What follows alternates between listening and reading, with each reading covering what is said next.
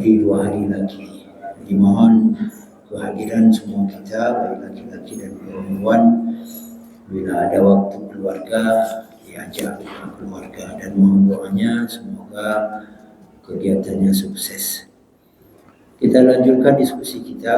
Pada malam ini kita akan baca apa akibat buruk yang diterima oleh orang yang mencintai harta dan orang yang bakhil atau orang yang kikir.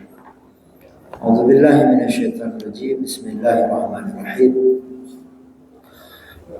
Firman Allah Subhanahu wa taala, "Ya ayyuhalladzina amanu la tulhikum amwalukum wa la auladukum an dzikrillah wa may yaf'al dzalika fa ulaika humul khasirun." Itu sudah kita baca di pertemuan yang lalu, bahwa Allah melarang kita mencintai harta. Allah melarang kita terpaling dari Allah gara-gara harta, gara-gara anak, gara-gara jabatan, dan gara-gara lainnya. Kita lanjutkan ke firman Allah yang lainnya, "Innama amwalukum wa auladukum fitnah." Sesungguhnya hartamu dan anak-anakmu itu dapat menjadi fitnah bagimu. Kemarin ada yang menanyakan kepada kami, fitnah itu apa sebenarnya?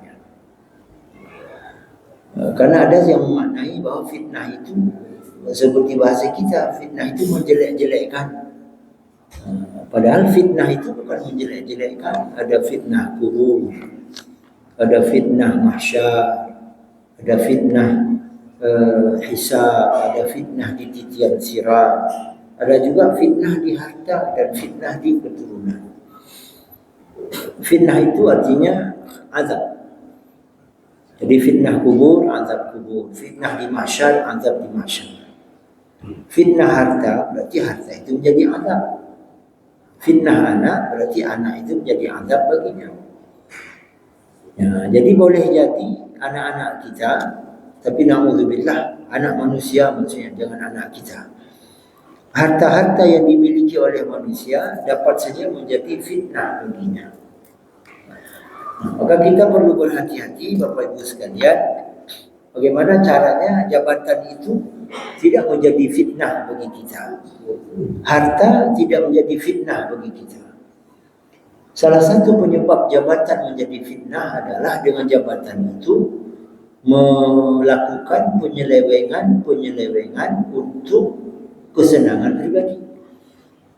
Diselewengkan anggaran, realisasinya 500, dalam laporannya 1 miliar. Itu berarti jabatan itu fitnah. Dia punya harta, tidak mau bayar zakat. Ini Bapak Ibu sekalian, kita yang punya usaha, silakan dihitung zakatnya setiap tahun. Kalau tidak, harta yang kita miliki, dagangan kita, upaya kita berdagang itu menjadi fitnah, menjadi azab bagi kita. Di satu hadis, saya tidak ingat perawinya. Nanti kalau ada yang ingat tolong disebut, tolong diingatkan kami, bahwa harta yang tidak dizakati, nanti ketika bangkit di akhirat, harta itu akan dibangkitkan dan diikat pada pinggang orang yang pemilik harta itu.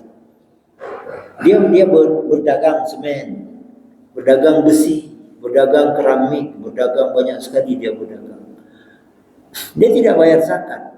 Maka semua harta yang tidak dizakati dibangkitkan di akhirat, lalu dirantai dalam satu kesatuan dan diikat di pinggangnya. Bagaimana dia berjalan? 2 sak semen yang diikat di pinggang kita tak bisa jalan.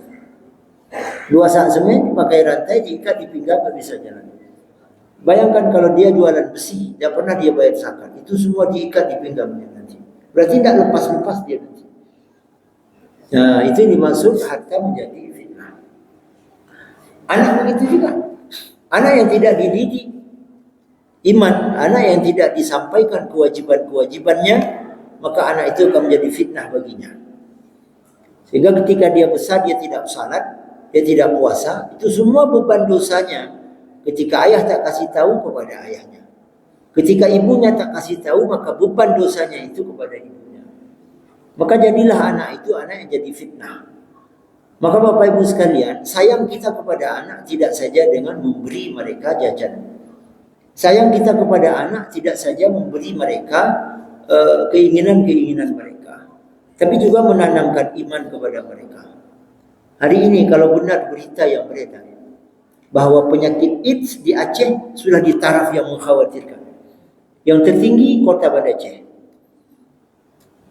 Itu di daerah kita yang orang-orang mendengar bahwa di daerah kita diterapkan syariat Islam. Tapi penyakit daunnya di Aceh yang paling. Dan katanya kasus yang paling banyak itu dari homo. Masya Allah.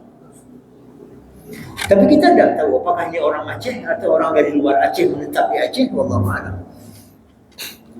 Tapi yang jelas ini bisa menjadi bom waktu. Nanti apabila mereka sudah punya jaringan yang luas sekali yang disebut dengan LGBT, yang kita mungkin sudah tidak mau peduli, maka Bapak Ibu sekalian, saya menyarankan, bukan menggurui, kita harus buat pagar kampung. Harus ada aturan bahwa ini yang tidak boleh dilanggar. Ini peraturan di kampung kita adalah ini. Bila dilanggar hukumannya ini. Bila dilanggar konsekuensinya ini. Dia menyahana pagar kampung, mandung kampung. Ya, lagi contoh jenuh hanali pagar kampung tentang urang pacaran. Ini kan rusak dah. Saya dapat informasi tapi tidak bisa dipertanggungjawabkan mungkin. Tapi saya yakin informasinya betul. Jino ane SD kai tupu Medina. Dan disorting. Di Medina disorting. Kirim bangun. Bagaimana rusak? Itu diawali oleh ketidaktahuan mereka. Mereka tidak tahu bahwa itu salah. Mereka tidak tahu bahwa itu dosa. Maka Bapak Ibu sekalian, dalam Islam, ibadah yang terkait dengan orang lain itu jauh lebih bernilai di sisi Allah dibandingkan dengan ibadah pribadi. Dan nyoba masjid alhamdulillah ibadah pribadi. Nak tahajud, nak puasa Senin Khamis. Tapi terkait dengan orang lain, ditanya yang orang nak jabatan dengan kampung hadudu. Maaf, bukan menggurui. Tuhan apa, Tuhan lapan bisi, Tuhan pemuda kawur, sekdeh, kepala lorong, kepala dusun, hadudu. Ini gimana fikir ke kampung ni? Syariat bukan apa yang harus kita fikirkan. Lalu lahirlah aturan-aturan, mungkin diawali dengan aturan-aturan kecil. Setelah biasa, pergi baju. Sama seperti Rasulullah melarang minuman keras. Allah melarang minuman keras tidak sekaligus. Larangan pertama adalah ya ayyuhalladzina amanu, kalau saya tidak salah begitu bunyi ayatnya, la taqrabus salata wa antum sukar. Wahai orang-orang yang beriman, jangan kalian salat ketika dalam kondisi mabuk. Mabuk masih boleh. Tapi jangan sampai mabuk dalam salat. Itu taraf awal. Jadi sudah jarang orang dari minuman keras. Sudah mulai jarang, baru turun perintah yang tegas. Bahwa mabuk itu adalah najis. Itu perbuatan syaitan, fajtanibuhu, maka jauhilah, baru haram. Nyawa sekali lagi, para jamaah sekalian, bila kampung-kampung yang nak khusus di Bagdanyo di Aceh, hana mempunyai aturan pagar kampung, nyo kerusakan akan semakin besar. Orangnya dah cikalon yang muda-muda, hana malay, ika danyo ijak, imo matu honda hana malay. Nyo salah. Tapi lu hendak pun anak danyo ini. Tapi nak kalau generasi usia SMA, hana malay iu malako agam go iu mahram tapu kon mi kawin kon tapu ko pula iu miliku. Hana malay. Lewat dia ikut danyo ikut masjid. Hana perasaan takut, tak ada perasaan malu. Nyo yang tak khawatirkan singoh di daerah go kebebasan itu sudah biasa. Salah satu gurelu bercerita di suatu tempat di luar negeri, tapi lu hanya layak lu sebut negara mana. Yang betul-betul bebas, hanya aturan. Ada nama suka sama suka, dan jika lu kahwin ini coba dia. Pergi kesepakatan, dah coba dia udik bersama Imong Tun. Pergi tanda tangan Imong Tun. Imong Tunnya lagi suami isteri. Bersama, tidur bersama, ada urusan. Kalau Imong Tun, baru kalau jibat cocok dan yang kahwin. Hana cocok, bubar. Nyan punya tak biarkan anak-anak kita jino bebas lagi jino, lo khawatir terus nanti. Dan sekarang anak-anak itu kalau kita larang marah dia. Punya siro-siro dia yang lun pemaji siro merumpuk ngawrunya tengah pacaran dua buah dupuk lun thang kabin. Benar boleh je atau bercara jelek. Ada habis hitam pot. Nah, itu akibat dia akan terbiasa sehingga tidak lagi dia merasa itu sebuah kesalahan. Maka para jamaah sekalian, mari kita ambil bagian dalam dakwah. Salah satunya dah peguat bagi kampung. Bagi aturan dalam kampung. Apa yang tidak boleh dalam kampung. Mereka tengah cubit peraturan dalam kampung. Laki-laki dan perempuan yang bukan mahram tidak boleh jalan bersama, tidak boleh satu kereta. Menyembunyi itulah. Dia luar, terserah lah. Yang tepat ke dia luar. Zero yang Honda, zero yang tepat tu luar. Kaya ke dia je. Tapi menyamandung kampung kerana aturan lainnya. Hebat. Coba bayangkan lalu hanya salah sekitar 5 tahun yang lalu. Sempat menggema usulan Phuket Kanun di Aceh, bilana agam dan inom sabuh kereta, sabuh motor harus dapat menunjukkan surat nikah atau bukti bahawa mereka mahram. Yang pernah mencuat, tapi ditentang di mana-mana. Akhirnya tidak jadi. Nyapa karena orang kan mulai merasa bahawa nyan hak lu. Padahal tak boleh. Kita ini ibarat menumpang di sebuah perahu. Ada orang yang di lantai paling bawah, ada yang di lantai tengah. Kalau dia 3 lapis, ada di lantai atas 3 lapis. Lalu awak dimiuk peranyu hak kamu berbolong-bolong perahu. Orang kemang adanya meninggal yatim. Baru awak beri itu yatim mati cik, berbolong-bolong. Ya, artinya apa maknanya? Ketika Allah sudah benci kerana maksiat sudah merajalela, maka ketika Allah turunkan balanya, maka Allah tak pilih-pilih. Allah pilih-pilih. Ya, maka para jemaah sekalian, sekali lagi, dakwah tidak saja di atas mimbar. Dakwah tidak saja melalui pengajian. Banyak sisi dakwah yang bisa dilakukan. Contoh, lu terkesan, ni boleh lu cerita apa itu sekalian. Terkesan dengan SPBU Uleli. SPBU di Uleli kena SPBU. Bahasa-bahasaan. Lun ada yang pakai motor solar. Dia bincang-bincang minyak solar hana. Dannya sejak dari pos 10 belum ya. Bukan di seluruh dulu. Sampai SPBU Uleli na. Lunjak ke dia. Pada terus ke dia, lun antrian yang ke-8 mungkin atau yang ke-9. Orang di depan sudah isi, saya maju. Maju. Sabah tu segala untuk giliran lecang itu mati mesin. Mesin pengisian itu dimatikan. Bukan bang, habis solat. Kau nunggu semayang dia. Oh, ya Allah Rabbi, 5 menit dia azan. Itu. Satu lagi SPBU itu hotel Meligau, Melabuh. Kuta Padang. Belahunun hotel Meligau, belahu SPBU. Yang mana lagi? Heboh giliran tu lu kena terus kena. Guna dia mati. Kamu semayang dia. Saya masuk karena saya berbaju juga yudong lu kimu. Menandang imam lu saja dengan pimpinan di urung pos SPBU. Masya Allah, itu dakwah yang luar biasa. Luar biasa dakwah. Tapi tanya kadang ada berani. Kadang draw dan yang tahu, na'udzubillah. Draw dan yang tahu kadang golong berani. Draw tu bagainya golong berani tak dakwah. Tapi boleh mari sama-sama. Sama-sama, dah dakwah kan. Menyaudah nak usaha, menerima karyawan baru dengan syarat. Satu, bersedia melaksanakan salat 5 waktu. Itu syarat utama. Yakinlah Bapak Ibu sekalian. Kalau itu kita sudah masuk ke model begitu. Bahagia sekali kita di akhirat. Senang sekali kita di akhirat. Karena banyak sekali orang yang beriman, banyak sekali orang yang akan patuh kepada Allah disebabkan oleh kita. Minimal banyak itu karyawan dia. Dia nak perusahaan, karyawan 20. Bere-bere dah lah supermarket, nak karyawan 20. Ban 20 semayang. Bina pada dia. Luar biasa.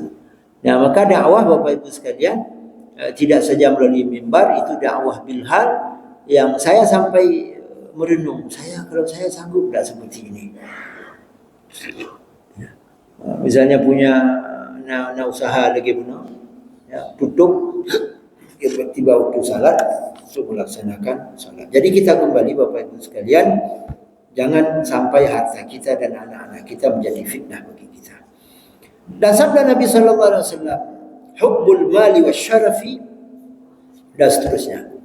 Orang yang cinta kepada harta dan cinta kepada dimuliakan, ya, maka keduanya itu tidak akan menambah kecuali rasa munafik dalam hatinya. Masya Allah. Dan juga labu mulia, labu hebat, kemudian mencintai harta. Nanti rasa munafik dalam hati akan semakin besar.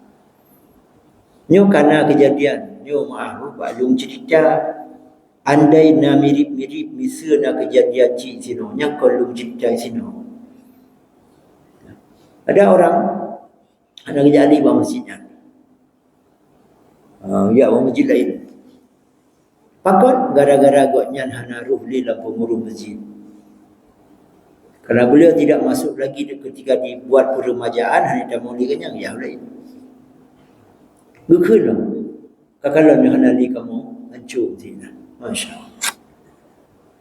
Kenapa harus seperti itu? Masjid ini bukan milik pribadi. Masjid ini milik Allah. Masjid ini milik umat Islam. Masjid ini milik semua orang. Innama ya'muru masajidallahi man amana billahi wal yaumil akhir. Orang yang mau memakmurkan masjid hanya orang beriman.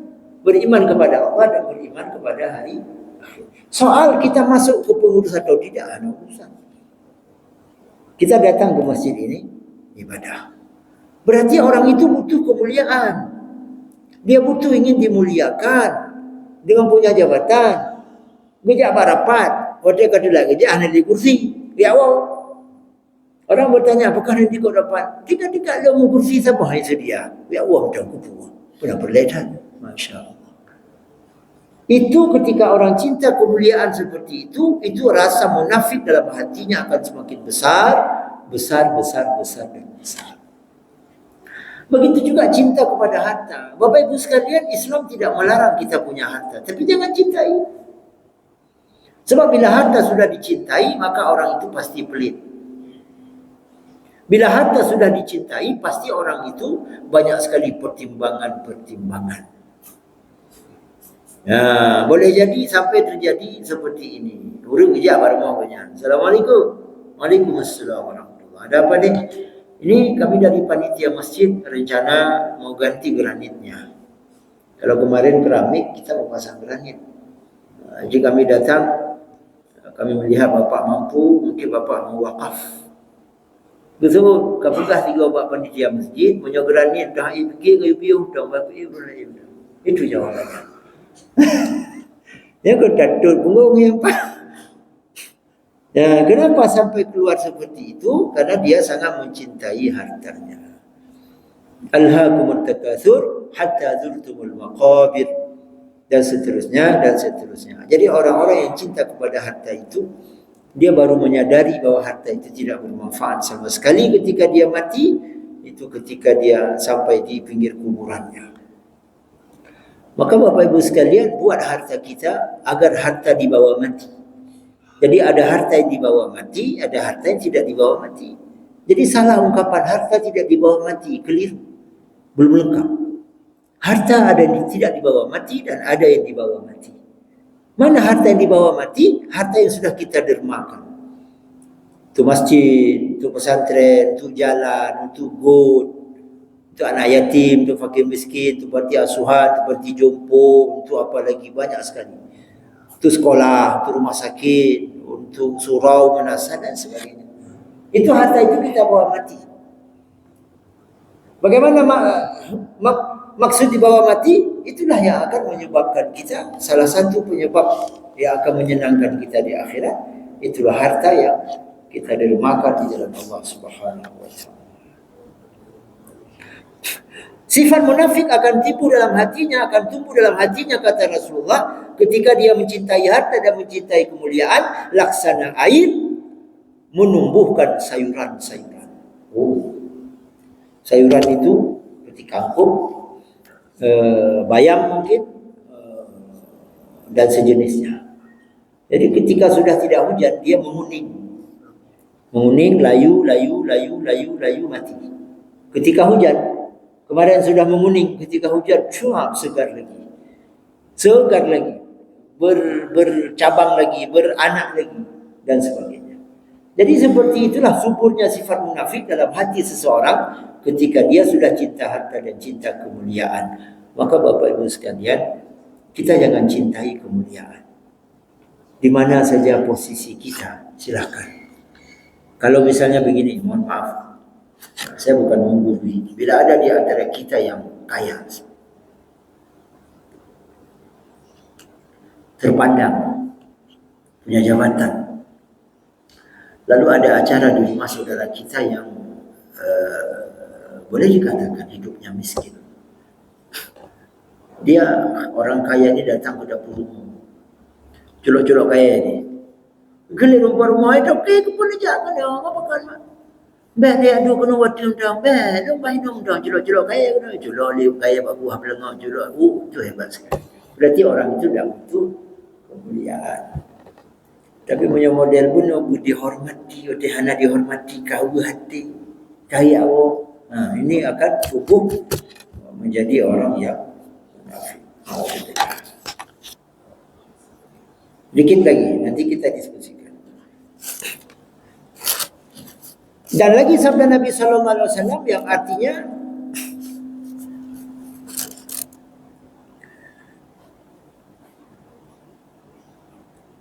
tidaklah dua serigala itu lebih memberi mudarat kepada hewan-hewan ternak seperti kambing dan lainnya yang lebih membinasakan dibandingkan dengan cinta harta dan cinta kemegahan. Kira-kira begini maknanya. Kita punya kambing ada kambing 100 atau ada 200. Lalu kita lepaskan 2 serigala. Kambing itu tidak habis. Paling dimakan paling banyak 2. Kalau kambing kita 200 masih ada 198. Kalau kambing kita 100, setelah dimakan satu, diterkam satu sama serigala, mereka makan, sudah kenyang, maka serigala tidur di situ. Kambing lain bisa lari, kita datang, bisa selamatkan. Tapi cinta dunia atau cinta kemegahan, kalau kita punya amalan, hangus semua, habis semua, terhapus semua. Lebih ganas dari 2 serigala yang dilepaskan dalam kerumunan kambing peliharaan kita. Lebih liar lagi, lebih dahsyat lagi, lebih buruk lagi akibatnya ketika 2 penyakit ini kita lepaskan dalam hati kita. Maka jangan dipelihara ini Bapak Ibu sekalian. Jangan cintai harta sama sekali. Coba bayangkan ketika seseorang mencintai harta, ibunya pun dia tidak perhatikan. Ibunya tak diperhatikan, ayahnya tak diperhatikan. Dia hanya sibuk mengurus dirinya sendiri. Rumahnya direnovasi terus, gordennya diganti setiap tahun. Tapi ibunya tak hanya peduli. Dia punya kereta sampai beberapa di rumah, tapi ayahnya pakai kereta yang sudah jelek sekali, yang sudah tua sekali. Kenapa? Karena cinta harta. Bahaya. Kalau cinta jabatan, ada orang yang ibunya sendiri direndahkan. Dia di rumah duduk di atas sofa. Ibunya datang duduk di bawah. Dia berani duduk di atas, ibunya duduk di bawah. Karena dia merasa mak lu aja, mak lu aja gua baca, ayah lu aja gua baca. Lu gaji ke pegawai, lu gaji ke bulan. Dia lupa bahwa gara-gara ulungnya haji tulis bacanya, dia bisa menjadi orang seperti ini. Maka Bapak Ibu sekalian, kemarin mungkin agak sedikit keras bahasa saya. Saya coba ulang di sini. Ada orang tua kadang tidak puasa demi kita. Mungkin ada ayah kita dulu tidak puasa demi kita. Ibu kita tidak puasa setelah melahirkan kita.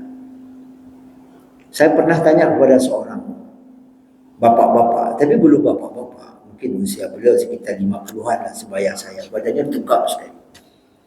Beliau tidak puasa. 3 bulan Ramadan beliau tidak puasa. Saya tanya, karena agak akrab dengan saya. Bang, bertaceh dah yang dia bertaceh. Dia ulang bertaceh cik. Bang, apa kau lehanan puasa? Apa kau puasa? Apa jawab beliau? Hana uring rencana lawan Allah. Tak ada manusia yang ada rencana lawan Allah. Tunggu tahu kan? Kerja lumpuk sempong. Bongkar semen, naik muat pupuk, bongkar pupuk. Muat batu bata, bongkar batu bata. Kalau saya puasa, saya tak sanggup kerja. Kalau saya tak kerja, anak saya makan apa? Nah, coba. Demi anaknya, beliau tidak puasa. Coba dulu bapak-bapak. Kalau waktu kita kecil, ayah kita tidak puasa dan tidak sempat abak sampai beliau berpulang ke Ramadan. Ibu kita setelah melahirkan, kita belum sanggup puasa karena kita menyusul terus. 2 tahun ada boleh orang malam. Tinggal pilih sampai mak dan juga sanggup puasa. Orangnya udahnya kenapa?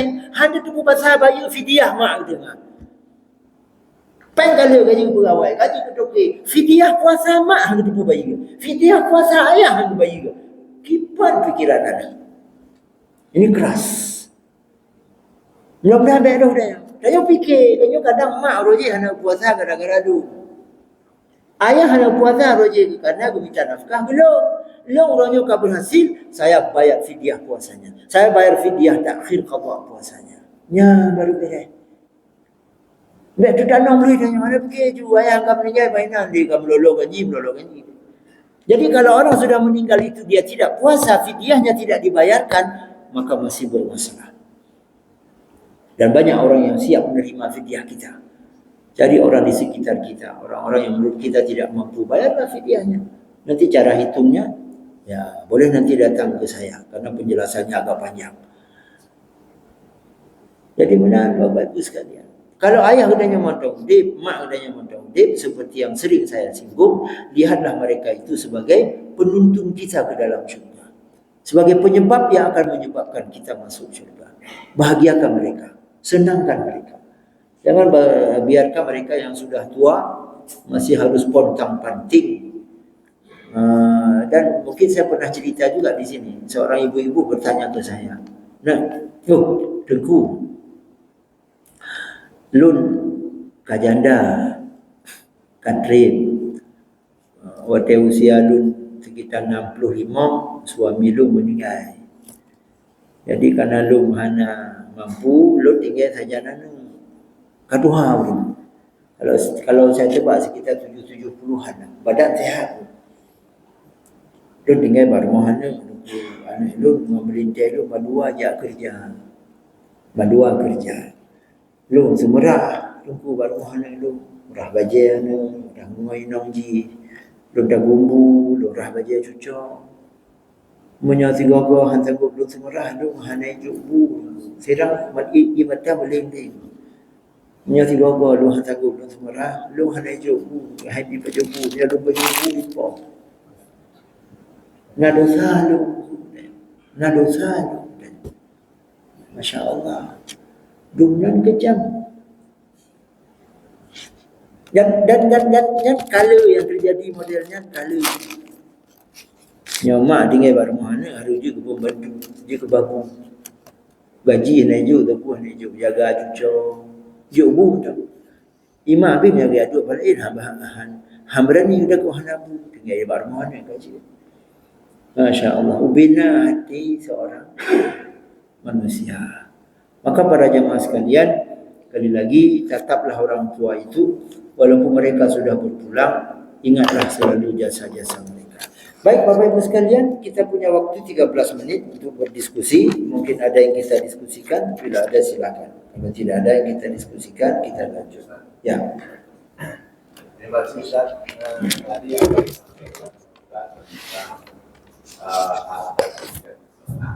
masuk jabatan semacam ini ada kasus seorang anak mendapat warisan tanah luas. Apakah warisan tadi perlu dikeluarkan zakat? Nah, yang kedua Ustaz, apakah itu bisa dijual? Sementara amanahnya tidak boleh dijual belikan. Sementara kalau kita keluarkan zakat, mereka nggak mampu dengan keluar uang dari itu. Jadi bagaimana Ustaz? Baik. Pertama kita coba pahami dulu tentang wasiat. Bapak Ibu sekalian, wasiat adalah menyampaikan sesuatu yang harus dilakukan setelah beliau meninggal. Itu wasiat namanya. Seorang ayah menyampaikan kepada anaknya, "Nah, nanti kalau saya meninggal begini. Nah, kalau nanti ibu meninggal ini. Itu namanya wasiat. Bagaimana hukumnya wasiat? Wasiat selama tidak haram dan selama tidak menyusahkan kita, wajib dilakukan. Misalnya orang tua berwasiat begini, "Nak, kan ayah punya beberapa petak tanah. Nanti kalau ayah meninggal, yang ini jangan dibagi. Ini berikan untuk masjid. Nanti buat usaha untuk kepentingan masjid di sini. Apakah buat toko dengan uang masjid, lalu hasilnya untuk operasional masjid, atau dijadikan tanah kebun karena lumayan luas, hasilnya untuk masjid, terserah." Itu wajib dilakukan.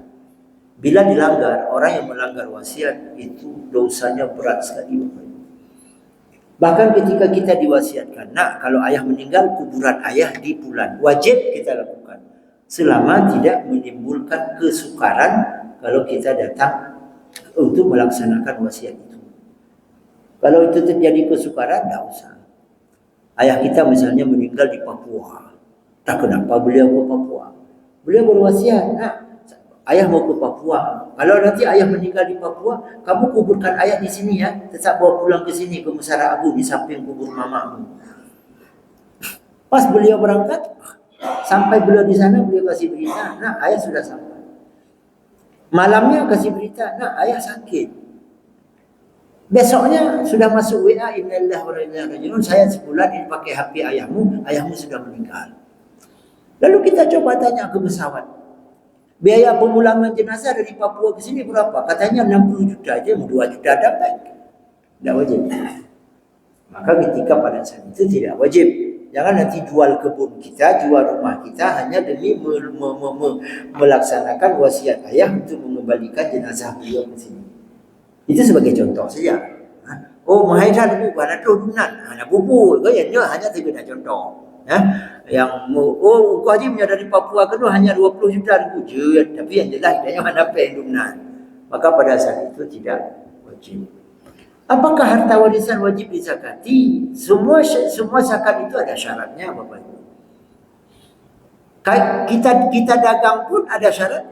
Syaratnya sudah sampai setahun sejak nisab. Kita jualan pertama modal kita hanya 50 juta. Tidak langsung kena zakat.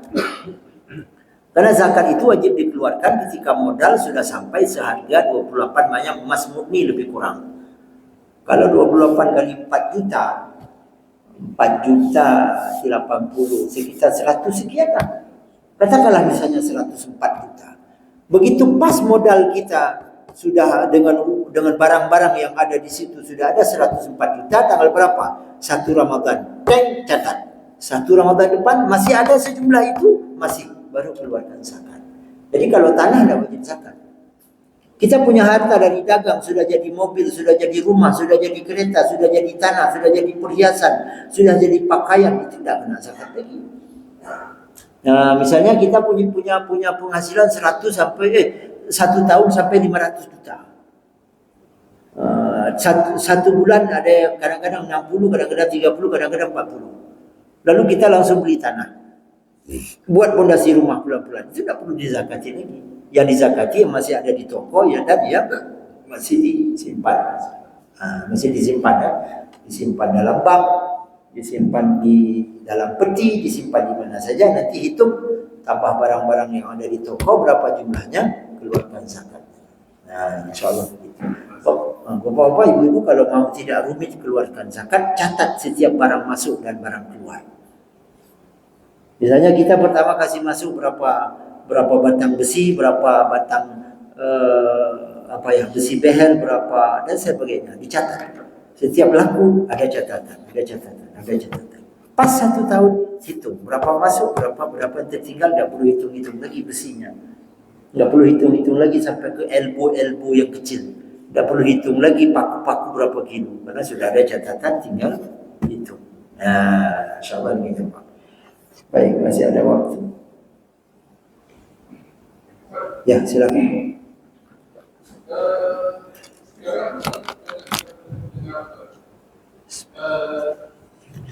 Ada anak tidak diperdulikan dengan orang tua. Oleh orang tuanya. Anak yang ditelantarkan oleh ayahnya, oleh orang tuanya. Sehingga si anak ini hidup sendiri ataupun di antara orang lain sehingga dia menjadi dewasa. Seandainya si anak ini tidak diperlukan orang tua, itu bagaimana? Atau diperbolehkan atau bagaimana? Demikian, terima kasih. Baik. Kalau kita melihat kepada firman Allah, tak ada kaitannya ayah peduli kepada anak, tak ada kaitannya ibu peduli kepada anak atau tidak. Wa wassaynal insana biwalidayhi ihsana hamalathu ummuhu wahnan ala wahnin wa fisaluhu dan seterusnya. Kami wajibkan kepada manusia untuk senantiasa berbuat baik kepada ayah dan ibunya. Di mana sang ibu telah mengandungnya selama 2 tahun, selama 9 bulan. Dan menyusuinya lebih kurang selama 2 tahun. Hanya itu bahasa Al-Quran.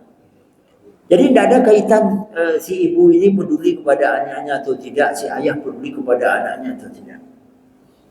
Jadi kewajiban seorang anak berbuat baik kepada ayah dan ibunya. Ayah tidak baik kepadanya, lain cerita.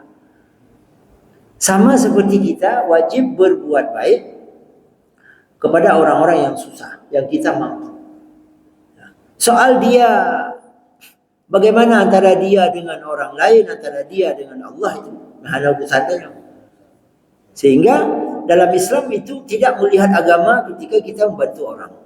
Oh, dia seiman dengan saya, tidak seiman, atas nama kemanusiaan siapa saja bantu. Oh, nyo kon agama lu, nyo Kristen, nyo Buddha, nyo Katolik, nyo hanya urusan, tetap bantu.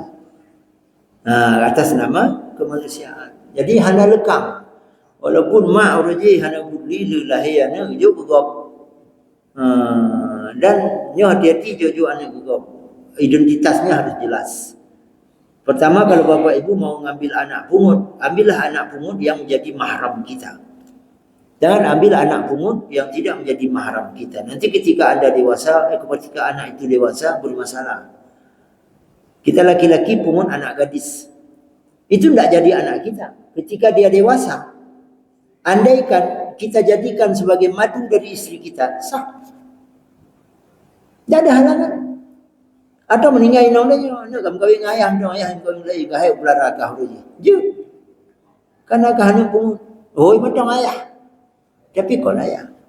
Atau sebaliknya, ada anak pungut laki-laki, udah karaya meninggal inongnya, kawin inongnya. Je, kawin emaknya emak pungut.